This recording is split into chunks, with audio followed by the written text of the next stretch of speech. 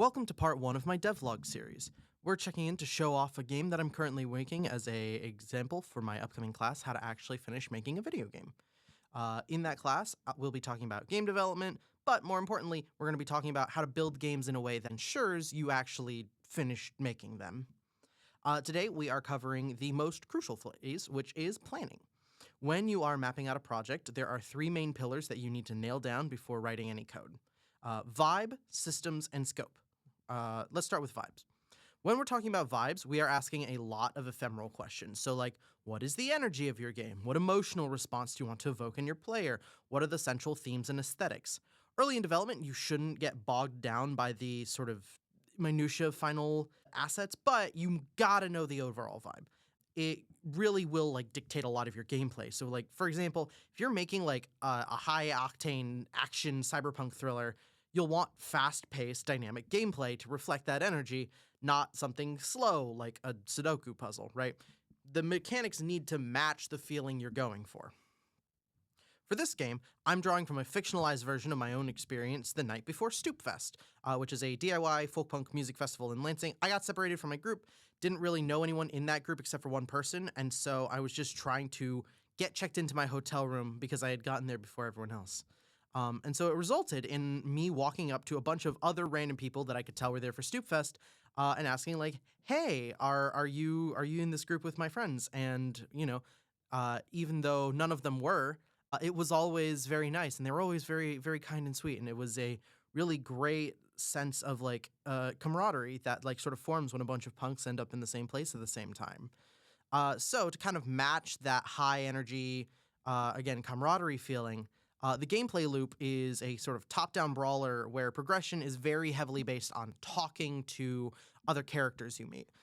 And then aesthetically, I had a few different inspirations. We've got sort of gritty folk punk look, but it's also blended with some of the more high-energy, like Shibuya punk and a little bit of like Frutiger Metro.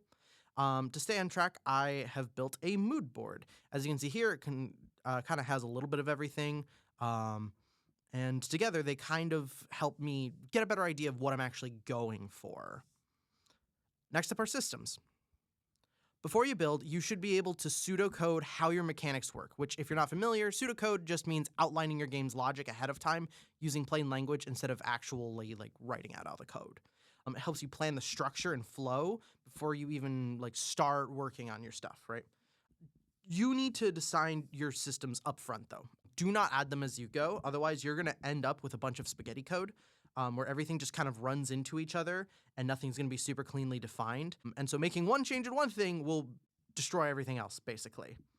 So my game is a top-down sort of like Vampire Survivors adjacent brawler. So one mechanic I'm borrowing from that genre is the global flag system, where actions can trigger chain reactions. So for example, the player dashes, which triggers an item activation.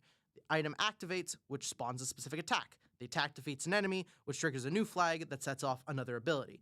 I want a really reactive system that allows players to experiment and kind of find really great synergistic builds. Finally, we have scope. You need to solidly define what your game will and won't have ahead of time. So how many levels are you going to have? What's the gameplay loop? What is the story? A really great practical way to enforce this is to make a comprehensive assets and tasks list. So as you can see in my sort of it's just like an Excel sheet. I have everything broken down into tabs. So environments, 3D models, 2D UI assets, items, coding items, plot points, and even the physical arcade cabinet I'm working on for it. So take the hotel lobby, for example. The pipeline isn't just make a lobby, it's do the concept art, gray box the layout for it, create the 3D model, optimize the model for performance, UV unwrap it, texture it. And the same goes with characters, right? I've got to model them, I've got to optimize them, rig them, texture them, and then I got to animate them. And since you, as the creator of the game, are responsible for every single piece, taking the time to map this out, even if it's a little tedious, gives you a really concrete checklist to cross off instead of just trying to wing it. And my last piece of advice here for scope is to give yourself a time scope via a publicly accountable deadline. So set a date that other people know about and are expecting. That way you're not purely relying on your own willpower to keep going. So in my case, the hard deadline is the class itself, which is going to be November 17th from 6 to 7 p.m. Having that date locked in helped me keep my scope realistic and my momentum moving forward. So, thank you for tuning in. Stay tuned for part 2, and I'll see you then. Have a good one.